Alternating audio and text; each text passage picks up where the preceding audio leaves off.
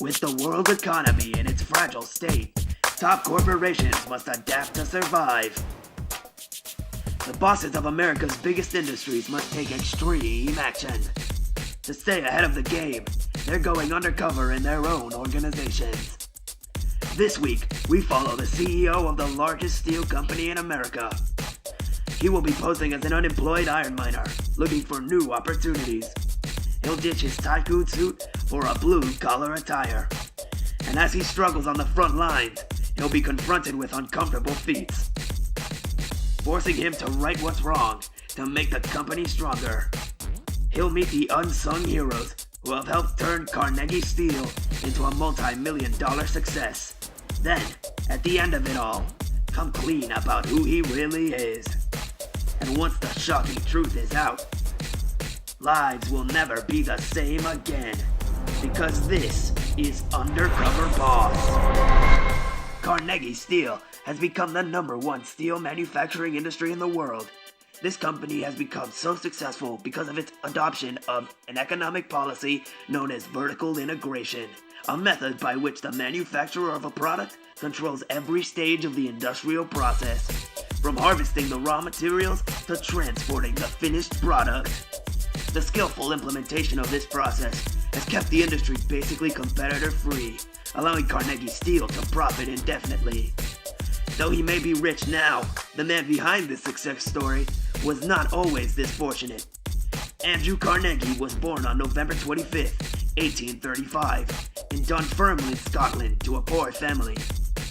Though his family preached the importance of books, Carnegie had little formal education as a child.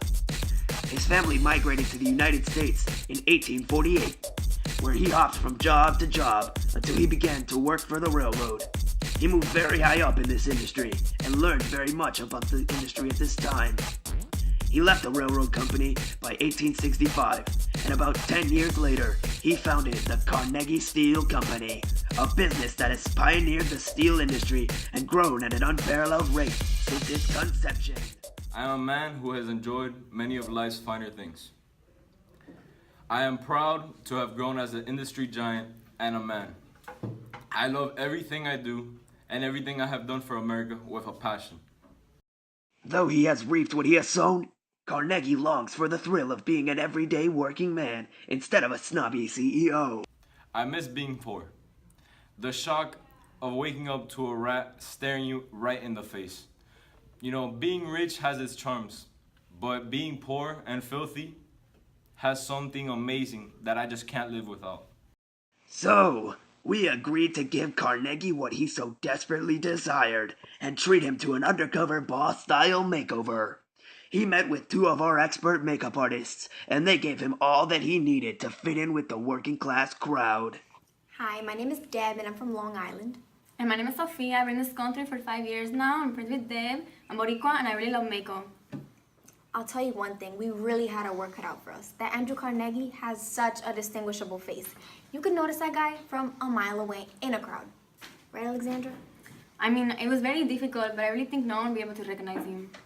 Notice him they didn't, especially as he approached his first position at one of his largest iron mines. At these locations, Carnegie Steel employees harvest the iron ore necessary to build steel.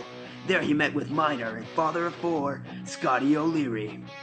He got right to work and quickly learned the ropes of the job. Alright, you grab this here shovel and you dig up the rocks. Any questions? Yeah, I got a few. No question. Time wasted is money wasted. Alright, but you know who would say something like that? Who? Andrew Carnegie. He's an amazing entrepreneur, and he knows what he's doing. Alright, thank you, I guess. And he's also a ladies' man. What's your obsession with this Carnegie? What? This Carnegie man, what's your obsession with?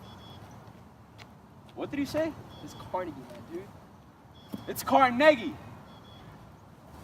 I really hate when people mispronounce my name. It's a common misconception, but it's a surprise how many desks I've broken over the years over that little detail. After the Carnegie debacle, Carnegie said that he felt more comfortable moving on to another job. Needless to say, we complied and sent Carnegie back to our expert team of makeup artists. I'll tell you this, it's pretty obvious we had our work cut out for us. I mean, after that last miracle we pulled off with Carnegie, But like, I think Deb and I were ready for the challenge. Like, we put up our heavy-duty brochas and we did our best performance. When we took our eyes off the man we had spent so much blood, work, and tears on. I think Deb and I were a little emotional. His new makeover ready, Carnegie wanted to give employment in his steel producing factories a try. At these plants, laborers would melt down iron ore, removing much of the carbon and silicon from the ore. After this, they let the materials cool, and the steel is ready to be sold to hundreds of railroads and other businesses across the country. Upon his arrival at the biggest plant owned by Carnegie Steel, Carnegie met two of his oldest and most dedicated employees, William McIntosh and Mabel Deacon. Now this here's we use this bad boy to crank 1,000 pounds of steel a day. Pretty impressive, right? Now look at... Excuse me, what did you say your name was again, sir? Deacon, would you leave Mr. Erickson alone? Listen to me, I know I've seen him before somewhere. I think your eyesight is off. Deacon, would you please leave Mr. Erickson alone? I'm sorry, Mr. Deacon, she's just rude like this sometimes. Where was I? Oh, the oven. Now, this bad boy is our main oven. I knew it! Deacon! I knew it! He's the one I knew! I'm so sorry, Mr. I mean, it was just a matter of time before a sophisticated man such as myself became bored of the drudgery of steelmaking. If anything, I have more respect for my employees now since they have to take up all that garbage all day, every day.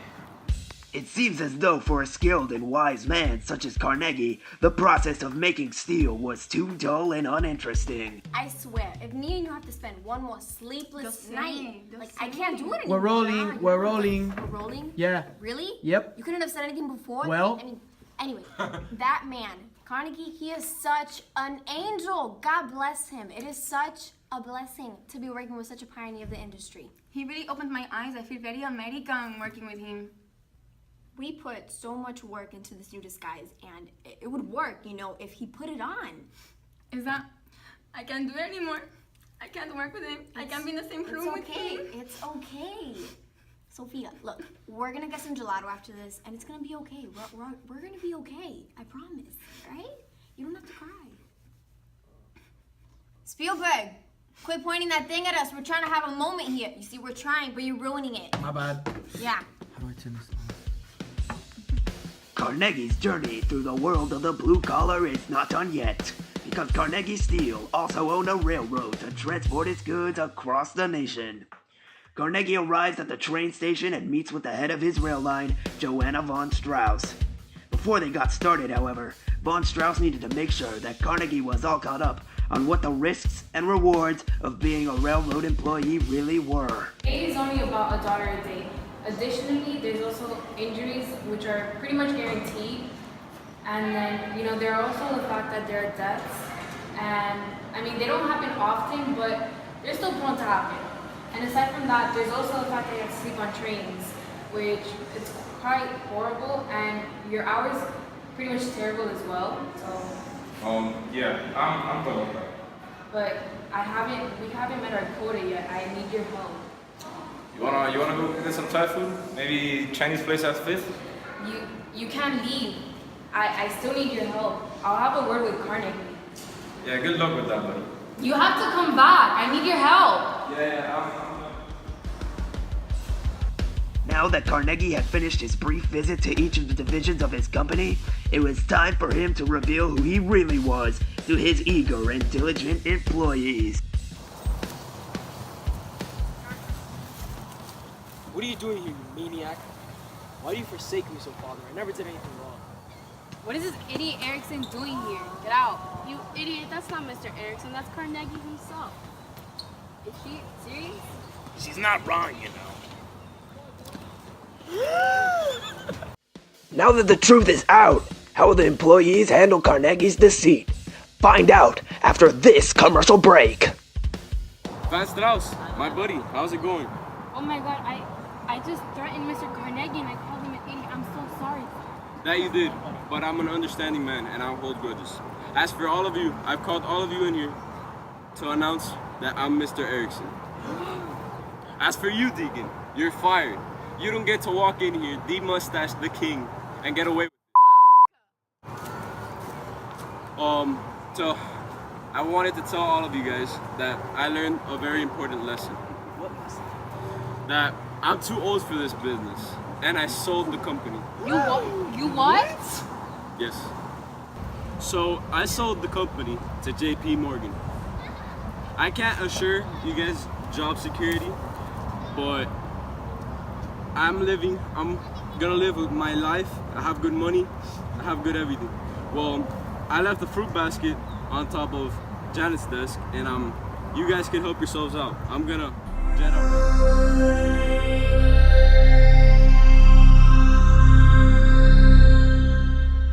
I just want to point out that from the moment I laid eyes on Erickson, I knew something crazy was gonna happen. Like, I just had a gut feeling it was. Don't these episodes have better endings? Oh man, guys, that was a great time. I think people really like me better now. Same time next week.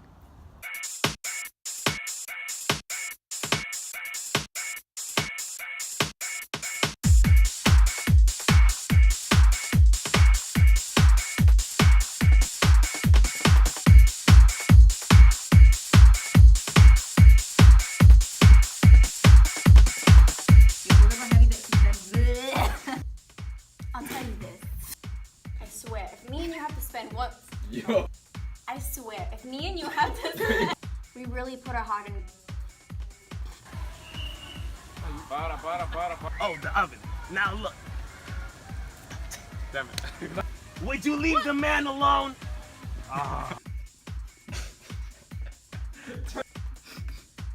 Stop pointing that thing at us. I am a man who has enjoyed life's many. I just want to point out that from the moment I laid eyes on Eric, wait, my glasses are falling. Left, right, left. Me voy.